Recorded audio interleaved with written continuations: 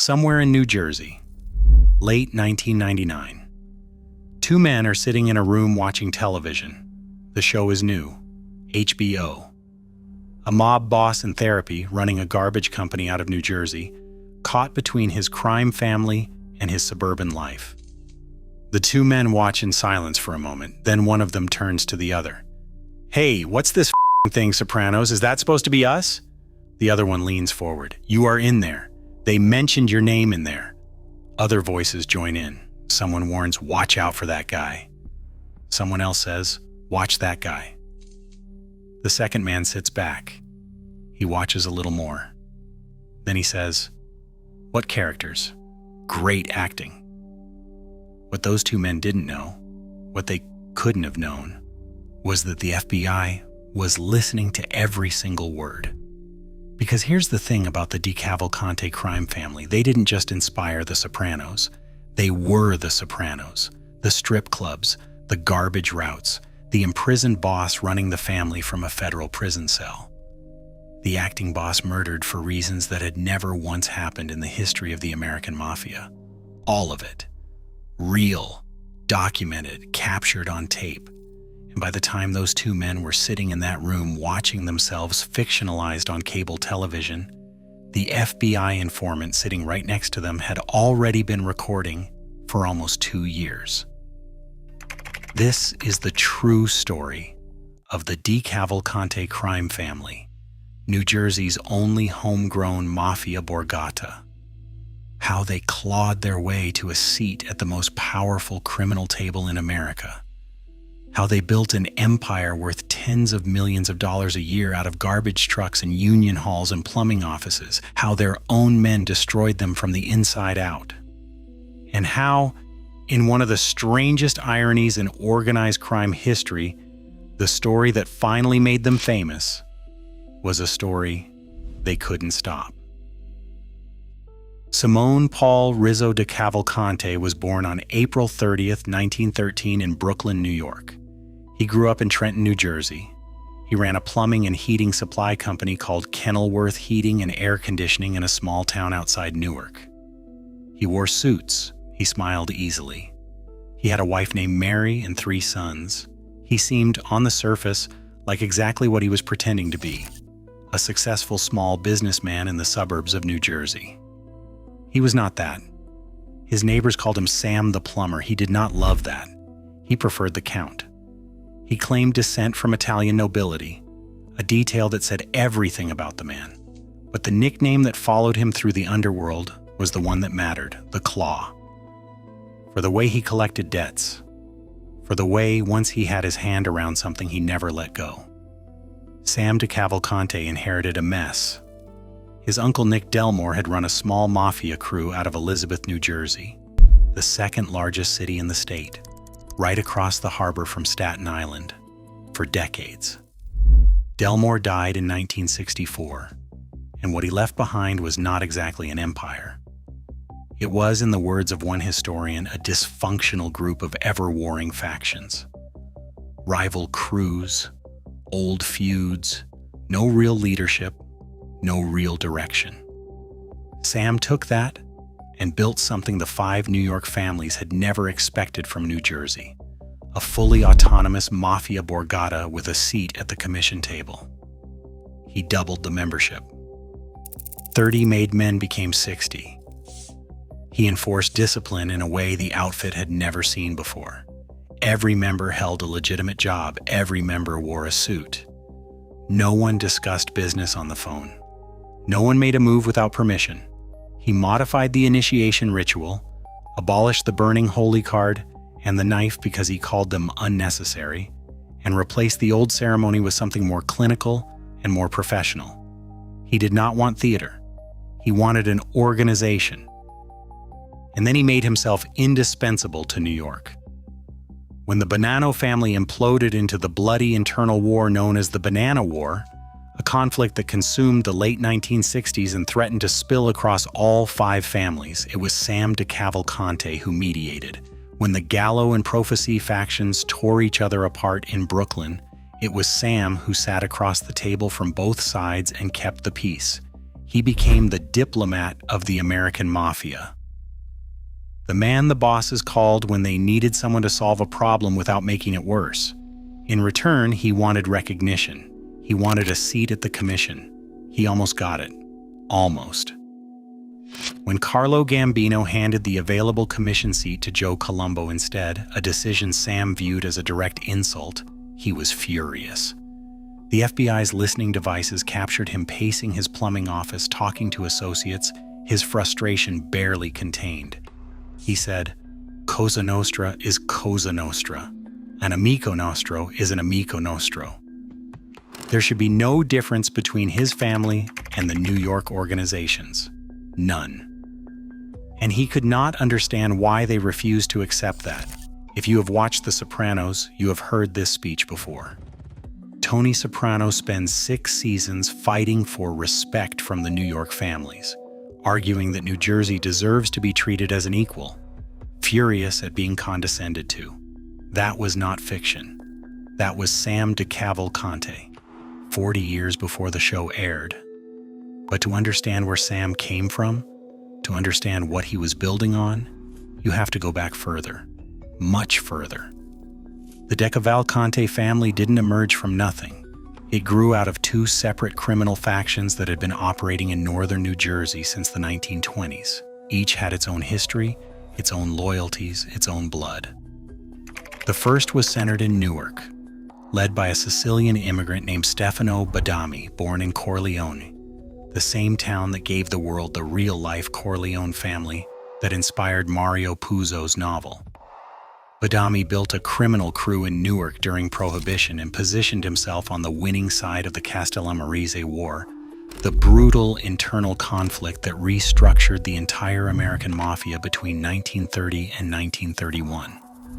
When Salvatore Maranzano emerged victorious and organized the commission system, Badami was appointed boss. 3 days after Maranzano was assassinated, Badami's underboss and top associate were found floating in Newark Bay. The message was clear. Badami fled. His successors tried to hold things together, they failed, and by the late 1930s, the commission had disbanded the Newark family entirely, declaring the territory an open city. Badami returned in his old age, ran a diminished crew, and on March 31, 1955, was stabbed 40 times at a Newark clam bar. No arrest was ever made. The second faction was different, stronger, more rooted. It was based in the Peterstown section of Elizabeth, New Jersey, a tight-knit Italian neighborhood where nearly everyone had come from the same small Sicilian town, Ribera. The name would define the family's identity for a century. The early leadership included men whose families would still be prominent in the organization 60 years later, the Maggioris, the Riggis, and a man named Louis Larasso, who they called Fat Lou. These were not strangers thrown together by circumstance. They were a community. That is what made them dangerous. In 1957, the Elizabeth faction's boss at the time, Nick Delmore, attended the Appalachian Convention, the infamous Mafia summit in upstate New York that ended in disaster when local law enforcement stumbled upon it and sent bosses fleeing through the woods. Delmore was there. So were his underboss Frank Maggiore and Capo Larasso. Their presence confirmed, for anyone who needed confirmation, that the New Jersey outfit was real, was organized, and was significant enough to warrant a seat at the national table. 7 years later, Nick Delmore was dead, and his nephew, the man who preferred to be called the Count, was in charge. What Sam DeCavalcante built in the years that followed was a criminal empire that generated an estimated $20 million a year in illegal gambling alone. That figure comes not from speculation, but from his own guilty plea. Attorney General John Mitchell in 1969 called the ring one of the largest gambling syndicates in the United States. $20 million per year in 1969 money. But gambling was just the foundation. The organization ran on 3 separate power systems that reinforced each other in ways law enforcement struggled for years to untangle. The first was money. The second was labor. The third was violence. Strip away the suits, the plumbing fronts, and the social clubs, and that's what you had. Money, labor, violence. At the top sat the boss, always theoretically Sam DeCavalcante. Then his successor, John the Eagle Riggy, who became the official boss around 1980 and held that title for 35 years. Below the boss was an underboss and a consigliere. Below them, a tier of captains, each running their own crew in their own territory. Below the captains, soldiers, made men, formally inducted and bound by oath. Below the soldiers, associates, a much larger pool of men who worked alongside the family without ever being officially part of it. Orders flowed one direction, money flowed the other. Nobody spoke to anyone more than one level above them. Everybody knew their part. What is remarkable about the DeCavalcante structure, and what the FBI confirmed after years of surveillance, was how disciplined it was. Made members were required to hold legitimate jobs. They dressed professionally. They did not throw money around. They did not make a scene. The whole operation was designed to look invisible. Sam DeCavalcante sat in a plumbing office and talked to people about pipe fittings. Underneath that surface was a financial empire. The gambling operation was the beating heart of it. Sports betting, numbers, card games running across New Jersey, Staten Island, and Queens. Joint operations with the Gambino and Colombo families in New York. $20 million a year documented under Sam. The numbers only grew under Riggy. Loan sharking ran parallel to gambling, as it always does in organized crime. You take someone's money at the table, they lose, they need more money, you lend it to them at 2% per week. The loan doubles in roughly a year. Then you collect. DeCavalcante soldier Anthony Capo ran a loan sharking partnership with a Gambino associate named Joseph Watts between 1986 and 1994. Court testimony documented that operation generating more than $12 million over 8 years. Sam's personal nickname, the Claw, said everything about the collection philosophy. You borrowed from this family, you paid back. But neither gambling nor loan sharking was the family's deepest source of power. That was labor. John Riggy served for years as business agent for Laborers Local 394 of the International Association of Laborers and Hod Carriers. His father, Emmanuel Riggy, had held the same position before him from 1942 to 1959. The union was a family inheritance. And through that inheritance, the DeCavalcante family controlled something more valuable than cash. They controlled the workforce. Not a nail goes through a wall that we don't get a piece of, Riggy reportedly said. He was not exaggerating. Any contractor operating in New Jersey's construction industry who refused to negotiate with the family faced violence, job site shutdowns, or picket lines. The New Jersey State Commission of Investigation documented the arrangement across multiple reports spanning decades. They also ran a fraudulent asbestos certification school where members sat in class, slept through the instruction, and had someone else take the test. Every single one of them received a valid state certification.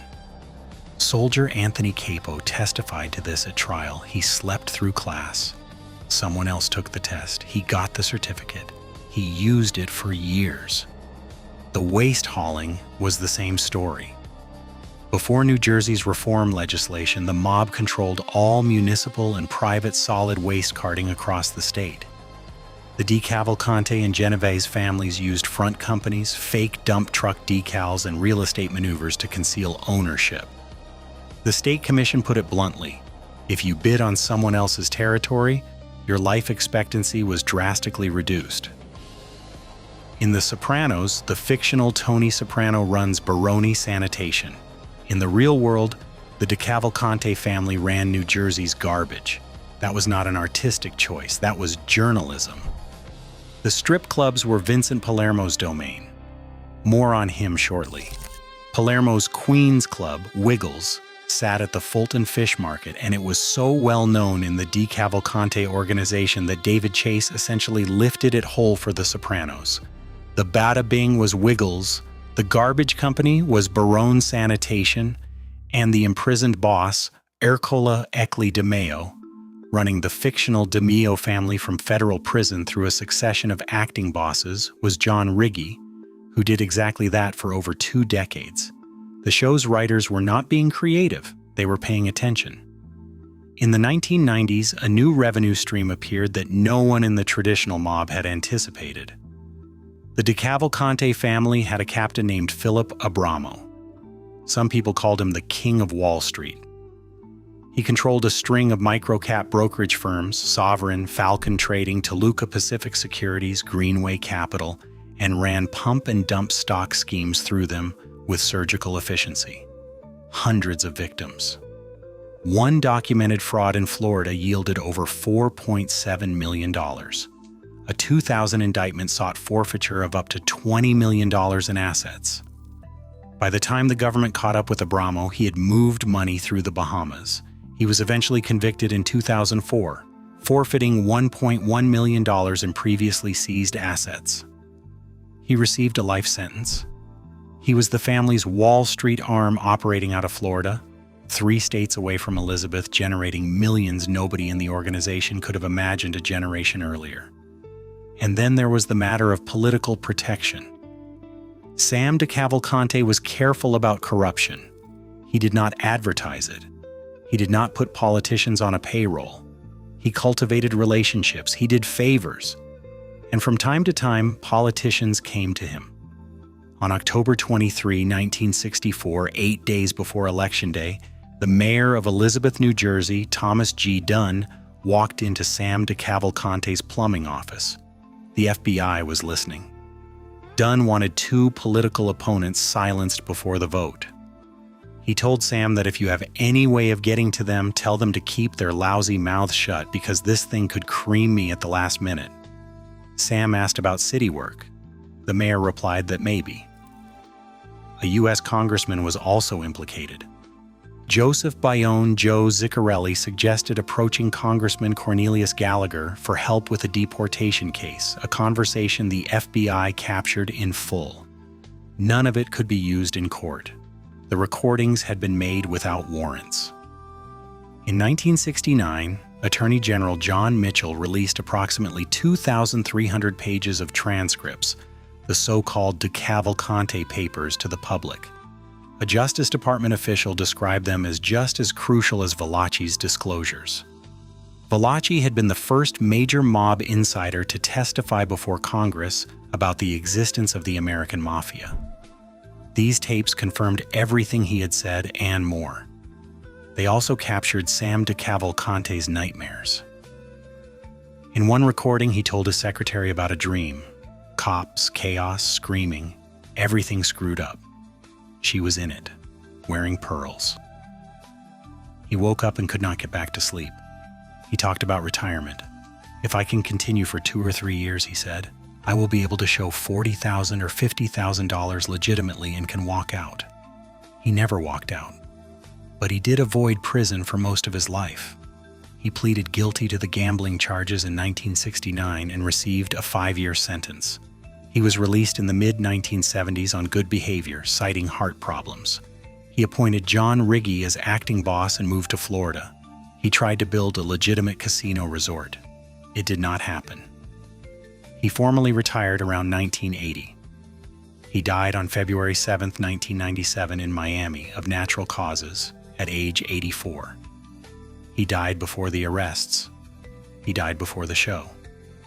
He never knew that, decades after his death.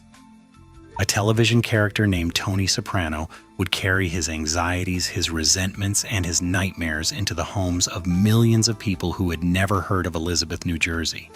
But before any of that, there was John D'Amato.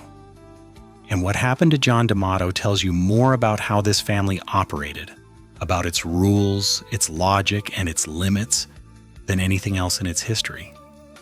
In the early 1990s, with Riggi serving federal time on labor racketeering charges, the family needed an acting boss. Riggi, under pressure from New York, appointed a man named John D'Amato. D'Amato was well connected. He had ties to Gambino boss John Gotti. He was aggressive, capable, and trusted. And then in 1991, his girlfriend talked.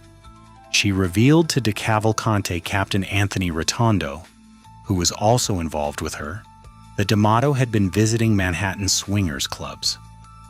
She said that at those clubs, D'Amato had engaged in sexual activity with both men and women. Rotondo brought the information to acting underboss Jake Amari and consigliere Stefano Vitabile. They discussed it. They made a decision. And in November of 1991, the authorization was given. On January 6, 1992, soldier Anthony Capo and associate Victor DiChiara picked up John D'Amato near his girlfriend's Brooklyn apartment. They said they were going to lunch. D'Amato climbed into the back seat. He looked at the two men in front of him and said, "Let's go eat." Capo turned around and shot him twice. D'Amato said, "Oh no." Capo shot him twice more. The body was driven to the home of a captain named Rudy Tootsie Ferrone in Mill Basin, Brooklyn, where they searched D'Amato's pockets. They found $8,000 in cash and an FBI agent's business card. The body was later moved to a farm in Newburgh, New York. It was never recovered. John D'Amato was 50 years old. He was the first known American mafia boss murdered for his sexuality. The murder also violated commission rules because it was carried out without authorization from New York, but that detail barely registered. What mattered inside the organization was the reasoning. At trial on May 1st, 2003, Anthony Capo testified plainly, "Nobody's going to respect us if we have a gay homosexual boss sitting down discussing La Cosa Nostra business." He added, "When I got straightened out, they didn't tell me, 'Don't be a homosexual.' But that was a rule." There were other grievances. D'Amato was seen as Gotti's man. He was accused of stealing. He was believed to have overreached while Riggi was imprisoned. But it was the revelation about his private life that sealed it. Not the theft, not the power grab. That. In The Sopranos Season 6, a capo named Vito Spadafore is discovered to be gay. He flees. He tries to build a new life. He's eventually found and beaten to death. When that storyline aired in 2006, viewers who did not know the DeCavalcante story thought David Chase had invented something shocking. He had not. He had documented something that had happened 14 years earlier in a car in Brooklyn on a January night when a man asked to go to lunch and did not make it out of the back seat. By the time The Sopranos premiered, the DeCavalcante family was already coming apart at the seams, but it had taken more than a decade to get there. And the years between D'Amato's murder and the mass arrests of 1999 were among the most violent and chaotic in the family's history. Jake Amari stepped into the acting boss role after D'Amato's death. He was bold, maybe too bold. He opened a social club in Manhattan's Little Italy, began recruiting members in New York City, and essentially dared the five families to stop him. They called a sit-down. They told him to withdraw. He withdrew. But the defiance was noted. Amari was the man who refused to accept that New Jersey would always be second. He died on June 14, 1997, of stomach cancer. He was 52 years old. Jackie Aprile Sr., the acting boss of the fictional Soprano family, the man who dies of stomach cancer early in the first season and whose death triggers the central power struggle of the show, was Jake Amari. The name is even similar. Giacomo, Jackie. The cancer, the age, the timing, the power vacuum that followed. After Amari's death, Riggi tried to maintain control from prison by creating a three-man ruling panel: Vincent Vinny Ocean Palermo, a man named Jimmy Palermo, and Charles Big Ears Maggiore. It did not hold. Maggiore was furious he had not been named sole acting boss. He contacted a soldier named James Gallo and contracted a hit on Vinny Palermo. Gallo betrayed Maggiore. He warned Palermo instead. Palermo organized a counter-hit on Maggiore. A team sat outside Maggiore's house, waiting. A police car appeared. Maggiore did not come home. The hit was eventually called off. The family that had once been disciplined enough to earn a commission seat was now ordering hits on its own acting boss. By the late 1990s, the FBI had been watching for years, but they were missing something. They needed someone on the inside. On January 20th, 1998, an associate named Ralph Guarino was arrested for his role in a $1.6 million Bank of America heist at the World Trade Center. The case was overwhelming. He was facing 20 years. He made a different calculation. Guarino agreed to cooperate. For nearly 2 years, he wore FBI-issued recording equipment, modified cell phones distributed to DeCavalcante members, and made approximately 300 consensual recordings. The lead agent on the case was Seamus McInerney of the Newark Field Office. McInerney had spent 20 years building toward this moment.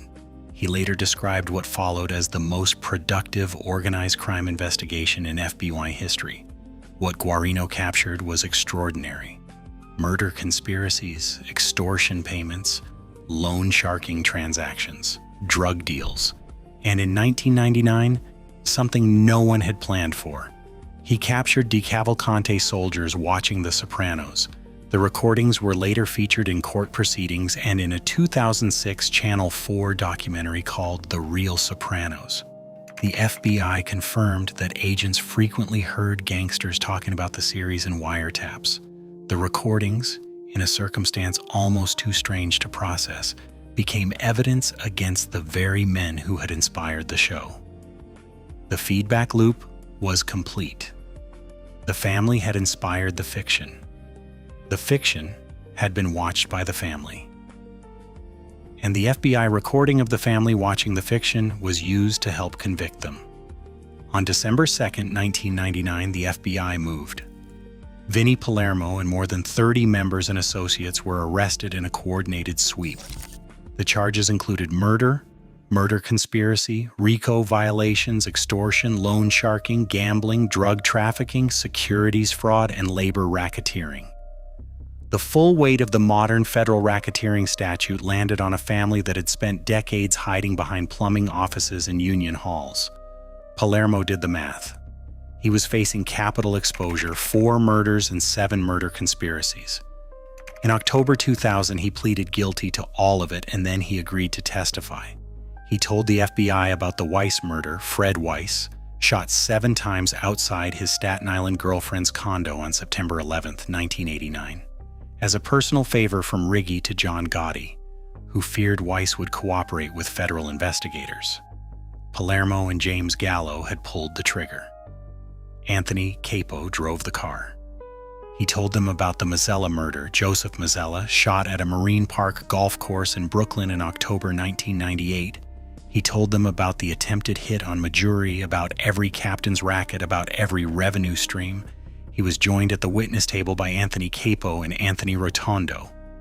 3 cooperating witnesses, all former insiders, all willing to testify in detail against their own men.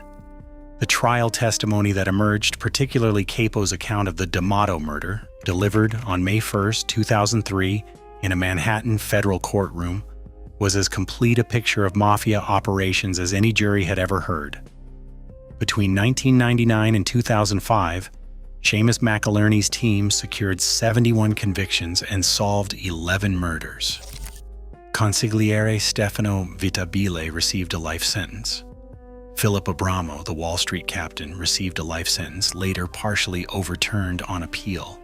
He was released in January 2018, in his 70s, whereabouts now unknown. 7 capos went to prison at the same time. John Riggi, already imprisoned, admitted in 2003 to ordering the Weiss murder and received 10 additional years. He was released November 27, 2012, and died at his Edison, New Jersey home on August 3, 2015, at age 90 of prostate cancer. He was the last of Sam's generation, the last man who had known what the family was supposed to be. Vinnie Palermo entered the Federal Witness Protection Program under the name James Cabela. He relocated to Houston, Texas, where he did what he had always done. He opened strip clubs, the Penthouse Club, the All-Star Men's Club. In September 2009, the New York Daily News identified him and published his location. Houston police had conducted 7 sting operations at his clubs between 2006 and 2007. He later filed Chapter 11 bankruptcy. His current whereabouts are unknown. He would be 81 years old in 2026. Anthony Capo died of a heart attack at age 52 in witness protection in 2012. The man who pulled the trigger on John D'Amato, who drove the car in the Fred Weiss murder, who testified against the men he had worked alongside for decades, did not make it to old age either. The show, meanwhile, ran for 6 seasons. It ended in 2007. It became, by most measures, the most celebrated dramatic series in the history of American television. David Chase has spoken about his inspirations carefully over the years. In a 2002 interview with New Jersey Monthly, he acknowledged that the show drew from real New Jersey mob figures and geography. Former FBI agent McIlerney confirmed what researchers had long suspected. The DeCavalcante family was the primary template. Chase grew up in North Caldwell, New Jersey, close enough to the real world of the show that the geography was not invented, it was remembered. Tony Soprano is a composite, primarily of Vincent Palermo, the de facto boss who ran a strip club and wrestled with FBI informants, but also of Sam DeCavalcante, whose nightmares, whose fury at New York's condescension, and whose extramarital affairs are documented on FBI recordings from the 1960s. Even the therapy was real, not for Sam, but for Tony Boy Boyardo, another New Jersey mob figure from Chase's childhood neighborhood who reportedly saw a psychiatrist for what would today be called PT, says. D. Ercole DeMeo, the imprisoned boss of the fictional DeMeo family who ran operations through a chain of acting bosses, was John Riggi. Jackie Aprile Sr., the acting boss whose stomach cancer created a power vacuum, was Jake Amari. Vito Spatafore, the closeted capo who was exposed and murdered, was John D'Amato. The Bada Bing, the strip club at the center of the show's world, was Wiggles, Palermo's Queens operation at the Fulton Fish Market. Barone Sanitation, the waste-hauling company Tony Soprano used to launder money, was the DeCavalcante family's actual garbage routes. Former Colombo captain Michael Franzese, who knew the real world the show depicted, gave it a 7 out of 10 accuracy rating and called it the most consistently accurate account of life in the mob on television. The FBI confirmed the structural detail was so precise that agents reportedly wondered at times how the writers knew what they knew. What the show changed was mostly surface. The therapy premise, Tony Soprano seeing a psychiatrist without consequence, was nearly impossible in real mafia life. As one former undercover FBI agent put it, if a real mob boss visited a psychiatrist, he would be in the trunk of a car by the end of the week along with the psychiatrist. The frequency of open criminal discussion was somewhat compressed for dramatic effect, and certain informant arcs were tidied up in ways that real cases never are. But the bones were real. The bones were always real. The DeCavalcante family still exists, technically.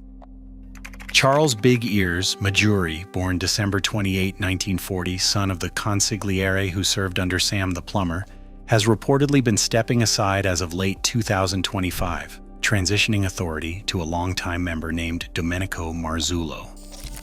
Charles Beeps Stango, who was released from federal prison in July 2022 after serving a decade for conspiracy to commit murder, was promoted to underboss in 2024.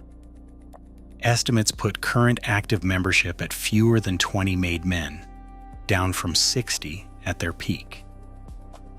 The last major federal prosecution naming DeCavalcante members with significant charges concluded in 2021 for cocaine distribution, relatively minor by comparison to what came before.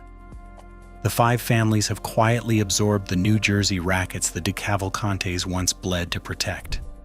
Paolo Farina, one of the last Old Guard members, died at age 96 on January 2, 2023.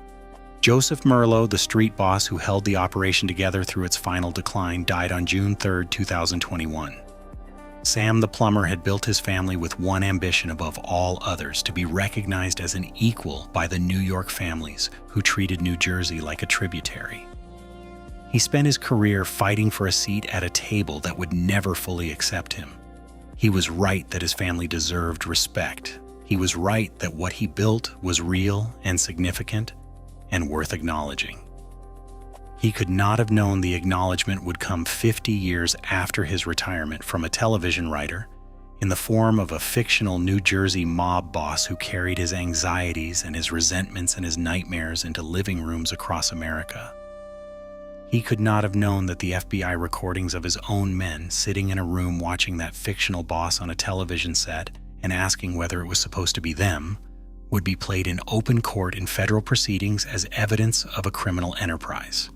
There are 26 officially recognized mafia families in the United States. Most of them have never been adapted into a television show. Most of them have never had their own soldiers captured on FBI tape, watching a dramatization of themselves and debating which character was based on whom. The DeCavalcante family got something the five families, with all their power and all their history, never quite managed. They became the story everyone knows. They just did not realize it was happening until it was too late to stop it.